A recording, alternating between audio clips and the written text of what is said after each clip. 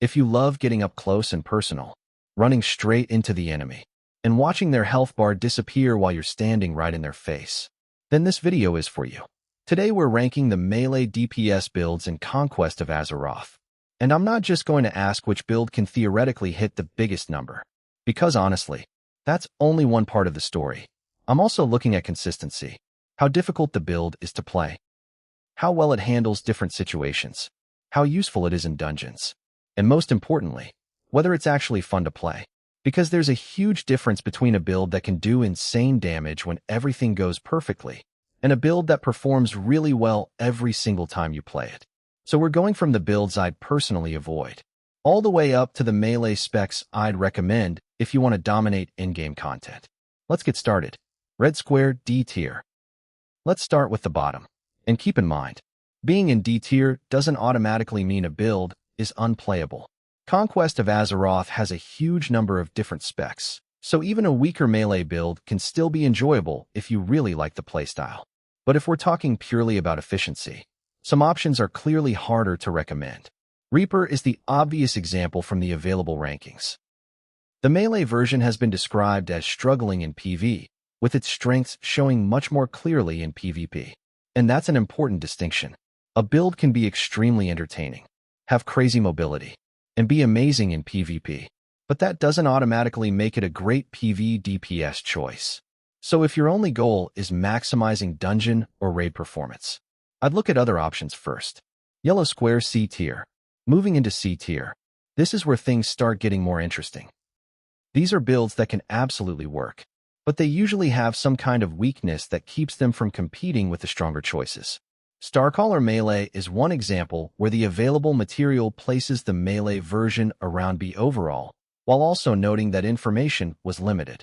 And honestly, that's exactly why I don't like judging a build purely from a tier list letter. If there's not enough information, I'd rather call something promising but uncertain than pretend we know exactly where it belongs. So C tier is basically I'd play it if I really like it, but I wouldn't recommend it purely for the meta category. Green Square B tier. Now we're getting into the builds I'd actually feel comfortable recommending. One of them is Slayer Fellsworn. The available ranking describes it as a faster, more aggressive melee playstyle that sacrifices some consistency compared with its counterpart, while gaining mobility and a more active feel. And that's exactly what I like about builds like this. You aren't just standing there pressing the same 3 buttons. You're moving, reacting, and constantly looking for the next opportunity to attack. It's a great choice if you want something that feels active. Another interesting option is Lightning Stormbringer. This one is more about explosive burst. The available material describes it as having lower average output than the other Stormbringer variant, but higher maximum potential, making it much more of a high-roll, burst-focused playstyle. So if you love those moments where everything lines up, you get your procs, your cooldowns, your big hits, and suddenly the damage meter jumps. This is the kind of build you'll probably enjoy. But the trade-off is consistency. Blue Square A tier. Now we're getting into the serious options.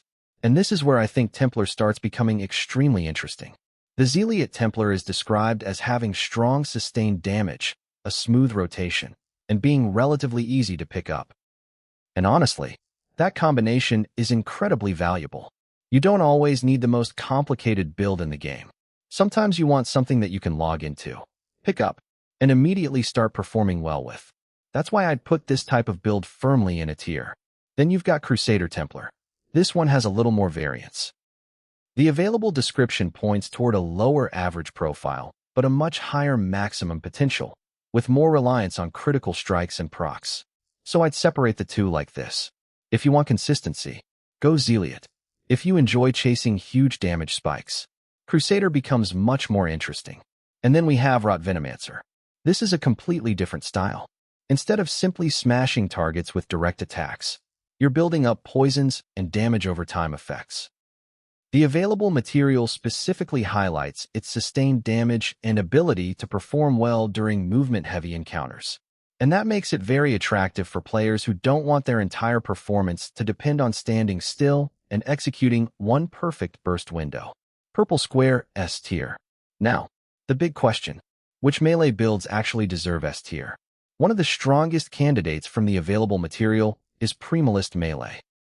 It's described as having extremely strong sustained damage and being difficult to kill, with its strength coming from consistent pressure rather than massive burst. And I really like that kind of design, because consistency matters. If your damage is incredible for 5 seconds, but then you spend the next 30 seconds waiting for everything to come back, that's not always better than a build that simply keeps hitting hard. Primalist is the kind of spec I'd look at if you want a melee character that feels powerful over the entire fight. Then there's Stock and Venomancer. This takes the poison theme and turns it into something much more direct. Instead of sitting back and letting your damage over time effects do all the work, you're actively weaving attacks together and focusing on priority targets.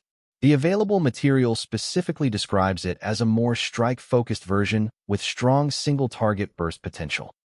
That makes it especially interesting if you enjoy switching targets and looking for opportunities to delete something important. Trophy top picks.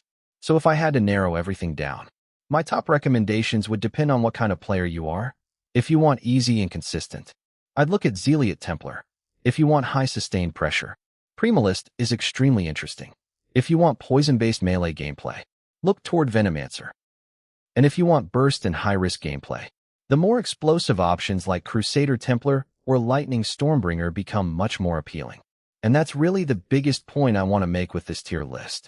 There isn't one melee build that's automatically perfect for everyone. Some builds reward consistency, some reward mechanical skill, some reward patience, and some reward you for going completely crazy with your cooldowns and hoping everything lines up. So, that's my current breakdown of the Melee DPS options supported by the available Koei information. And remember, the meta is going to change. Balance changes happen. Players discover new builds. Gear changes the equation. And sometimes a build that looks average on paper suddenly becomes incredible once someone figures out the right combination. So don't be afraid to experiment. If you really enjoy a build, play it.